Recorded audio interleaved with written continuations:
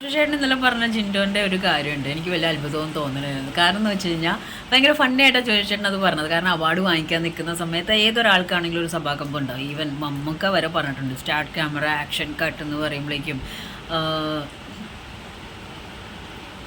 ലൈക്കിനോ ആക്ഷൻ്റെയും കട്ടിൻ്റെ ഇടയിലുള്ള ഒരു ജീവിതം അത് ഭയങ്കര ടെൻഷനാണ് എത്ര വലിയ ആൾക്കാർ കാണുന്നുണ്ടെങ്കിലും. അപ്പോൾ ജോയിച്ചേട്ടൻ പറയുന്നുണ്ട്, ആ ഒരു സഭാകമ്പത്തിൽ നിൽക്കുന്ന സമയത്ത് ജിൻഡോ പുറകിൽ വന്നിട്ടുണ്ടല്ലോ, ഞാൻ പേഴ്സണൽ ട്രെയിനറാണെന്നൊന്ന് പറഞ്ഞേക്കും എന്നുള്ളത്. അപ്പം പൊളിയും നമുക്കാണെങ്കിലും അല്ലേ, എന്നിട്ട് കയറാൻ നേരത്തെ ഒന്ന് പറഞ്ഞേക്കുമോ. അപ്പം അത് പുള്ളിയുടെ സർവൈവലാണ്. കാരണം പുള്ളി ഒരു ഓപ്പർച്യൂണിറ്റീസും വിടാതെ കരയുന്ന കൊച്ചിനെ പാലുണ്ടാവുള്ളൂ എന്നുള്ള ഒരു ഇതിൽ നിൽക്കുന്ന, അത്രയും ഹാർഡ് വർക്കിംഗ് ചെയ്ത് അത്രയും പവറോട് കൂടിയിട്ട് ഇപ്പം ലോകമെമ്പാടും ജിൻഡപ്പൻ എന്നല്ലെങ്കിൽ അതിപ്പോൾ പോസിറ്റീവ് പറയാനാണെങ്കിലും നെഗറ്റീവ് പറയാനാണെങ്കിലും ഫസ്റ്റ് ഇതിൽ തന്നെ എല്ലാവരും മണ്ടൻ പൊട്ടെന്നൊക്കെ ഞാനും വിളിച്ചിട്ടുണ്ട്, ജിൻഡപ്പ വിളിച്ചിട്ടുണ്ട്.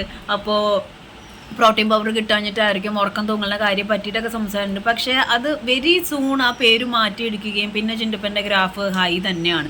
പല ആൾക്കാരും പല രീതിയിൽ കുതന്ത്രം കാണിച്ചിട്ട് വലിച്ച് താഴോട്ട് ഇടാൻ നോക്കുന്നുണ്ടെങ്കിലും ഒരു മനുഷ്യന് വേണ്ട ഡെഡിക്കേഷൻ കാര്യങ്ങളെല്ലാം ആ വ്യക്തി ചെയ്യുന്നുണ്ട്. പിന്നെ എല്ലാം ഇങ്ങനെ കിള്ളി നോക്കി പറയാനായിട്ട് എല്ലാവരും അത്ര പെർഫെക്റ്റ് ഒന്നുമല്ല. ഇപ്പം ഇതിപ്പോൾ ഒരു ഗെയിമാണ്. സോ ഓപ്പോസിറ്റ് ടീംസിൻ്റെ ഫാൻ ഫൈറ്റൊക്കെ നല്ല രീതിയിൽ നടക്കുന്നുണ്ട്. ഞാൻ ജിൻഡപ്പൻ്റെയും ജാസ്മിൻ്റെയും ഒരു പോൾ ഇട്ടിട്ട് അതിൻ്റെ ഉള്ളിൽ മറ്റേ ഇന്ത്യൻ പാകിസ്ഥാൻ ജാസ്മിൻ ജിൻഡപ്പൻ അടിക്കുന്നു, ജിൻഡപ്പൻ ജാസ്മിൻ അടിക്കുന്നു, എല്ലാം അങ്ങോട്ടും ഇങ്ങോട്ടും നല്ല ഫൈറ്റ് നടന്നുകൊണ്ടിരിക്കുന്നത്. കമൻസ് കാണാൻ നല്ല രസമുണ്ട്. അപ്പോൾ ജോജോച്ചേട്ടൻ പറഞ്ഞ മാതിരി ഇതേപോലെ സർവൈവ് ചെയ്തു വരുന്ന ഏതൊരു സിറ്റുവേഷനിലാണെങ്കിലും ജിൻഡപ്പൻ്റെ കുറേ പേഴ്സണൽ സംഭവങ്ങൾ, സ്റ്റോറീസ്, റിവ്യൂസ്, കാര്യങ്ങൾ അതിനെപ്പറ്റിയൊന്നും ഡിസ്കസ് ചെയ്യേണ്ട കാര്യമില്ല. കാരണം അതൊക്കെ വളരെ പേഴ്സണൽ ആയിട്ടുള്ള സംഭവങ്ങൾ തന്നെയാണ്.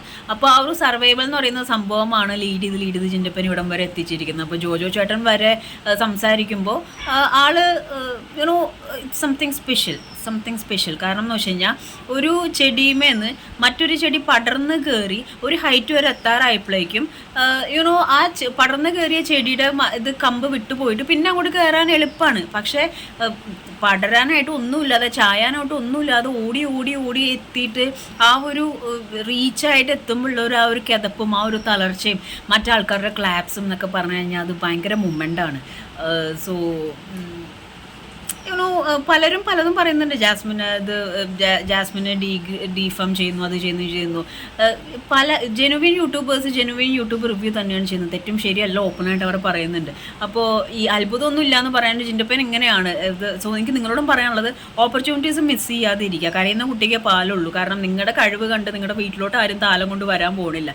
ഇറങ്ങുക, ഹാർഡ് വർക്ക് ചെയ്യുക, മുട്ടാന്ന് അതിലൊക്കെ അങ്ങനെ മുട്ടിയാണ് ജിൻഡപ്പൻ ഇപ്പോൾ ലോകമെമ്പാടും അറിയുന്ന ഒരു ബിഗ് ബോസ് മെറ്റീരിയൽ ആയത്.